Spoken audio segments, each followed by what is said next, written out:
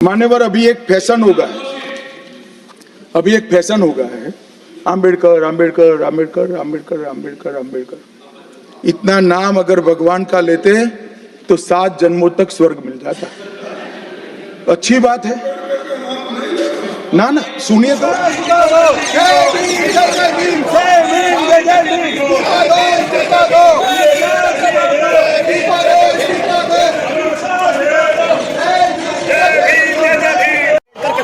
कांग्रेस का प्रोटेस्ट चल रहा है, लेकिन लंबा मार्च चल रहा है।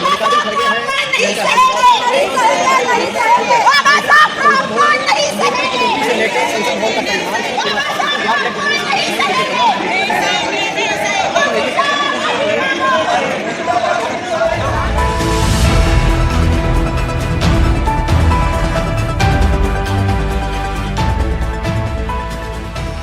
देखिए, संसद में ये जिस तरह से इन्होंने अपमान किया है बाबा साहेब का, उसके बाद आज सुबह आपने देखा इनका ट्विटर हैंडल क्या है। इनके ट्विटर हैंडल पे बाबा साहेब की तस्वीर के साथ उनने खिलवाड़ किया। ये वही सोच है जो बाबा साहेब की जिनकी जो मूर्तियां हैं उसके हाथ पैर काट देते हैं। ये वही सोच है। इन पे कौन भरोसा करेगा?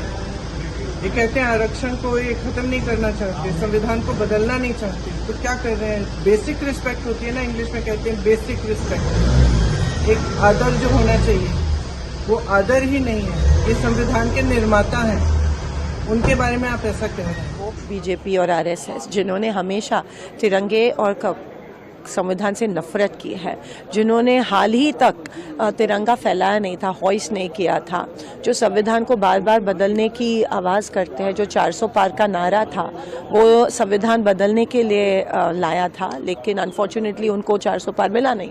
तो तब उनको समझ में आया कि नहीं, अभी संविधान की बात करनी चाहिए। तो अभी संविधान के ऊपर प्यार करने का शो कर रहे हैं, लेकिन ये सिर्फ शो है। वो कल हमें पता चला, जो दूध का दूध पानी का पानी कल हो गया। और जो अंतर मन से अमित शाह जी ने बात की उनके, कि बाबा साहेब जो कहते हैं उतने अगर उतनी ही बार भगवान का नाम लेते थे तो स्वर्ग प्राप्त करते थे, इसकी हम कड़ी निंदा करते हैं। ये बाबा साहेब, संविधान, संसद, लोकतंत्र का इतना बड़ा अपमान अगर इस देश के गृह मंत्री कर रहे हैं तो हम उन्होंने माफ़ी मांगनी चाहिए और रेजिग्नेशन भी देना चाहिए। अभी पता चल रहा है कि जो बीजेपी हमेशा कहती है, अभी कह रही है संविधान, वो पूरा झूठ है। संविधान बदलने की कोशिश, 1 नेशन 1 इलेक्शन हो, 400 पार हो, ये सब basic structure of the constitution बदलने की साजिश थी। और वो जो उनका असली चेहरा कल बाहर आया। जो प्रधानमंत्री जी ने ट्वीट किया और कहा कि कांग्रेस नहीं, जब देश में इतनी सारी मुसीबतें हैं, जैसे बेरोजगारी, अदानी होगा, महंगाई के विषय है, किसानों के विषय है, इसके ऊपर चर्चा होनी चाहिए, लेकिन वो कभी करते नहीं है, ना उसके ऊपर कभी डिस्कशन में शामिल होते हैं। तो ये बहुत ही एक सीरियस बात है। और जब उनको कोई कुछ नहीं मिलता है, तब वो फैमिली और डायनेस्टी इन चीज़ों पे कि देश में एक वातावरण जो बन चुका है आज केंद्रीय गृह मंत्री के खिलाफ इसी बात पे बन चुका है कि उन्होंने जो भाजपा की मानसिकता है वो उनके भाषण में लाई। उन्होंने जो महामानव डॉक्टर बाबा साहेब अम्बेडकर का अपमान किया है, देश नहीं सहन कर सकता।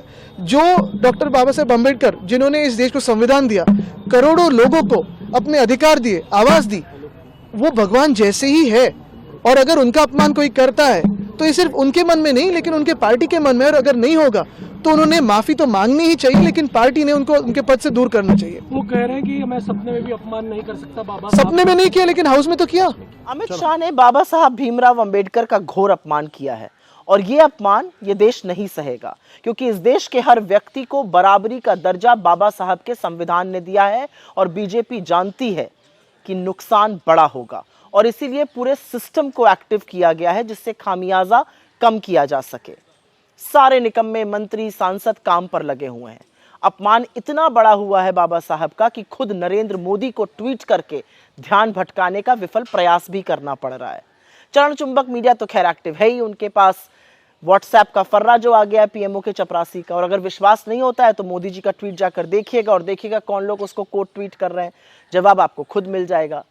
लेकिन इन लोगों को यह समझ नहीं है कि अगर नरेंद्र मोदी को ट्वीट करना पड़ रहा है तो सोचिएगा कि नुकसान कितना बड़ा होगा। खैर, ये जो भी कर लें उससे बात बनने वाली नहीं है, क्योंकि ये झूठ को पंख लगाकर फैलाने का मुद्दा नहीं है।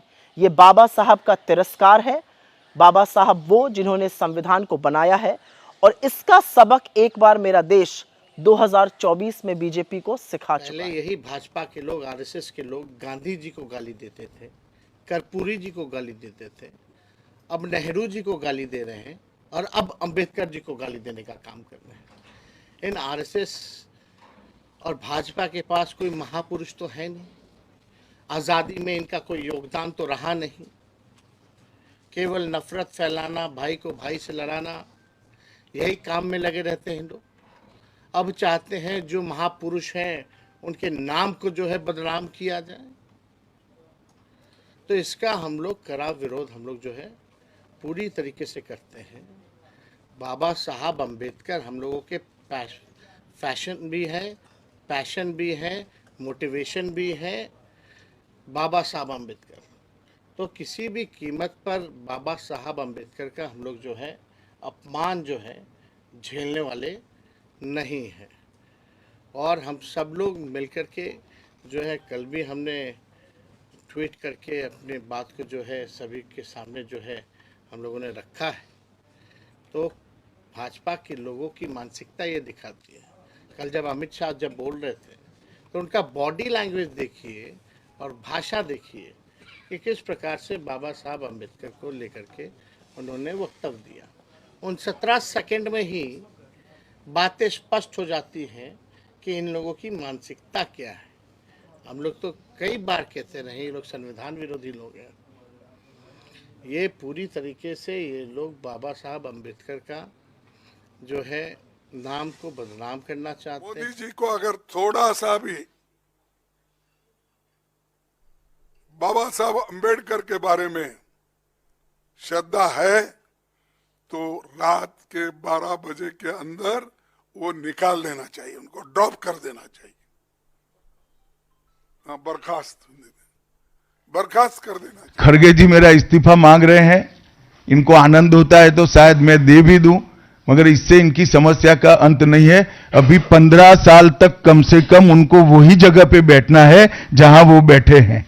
खड़गे साहब, मेरे इस्तीफे से आपकी दाल नहीं गलने वाली। हमारे चैनल के साथ जुड़ने के लिए सब्सक्राइब करें और बेल नोटिफिकेशन दबाना ना भूलें।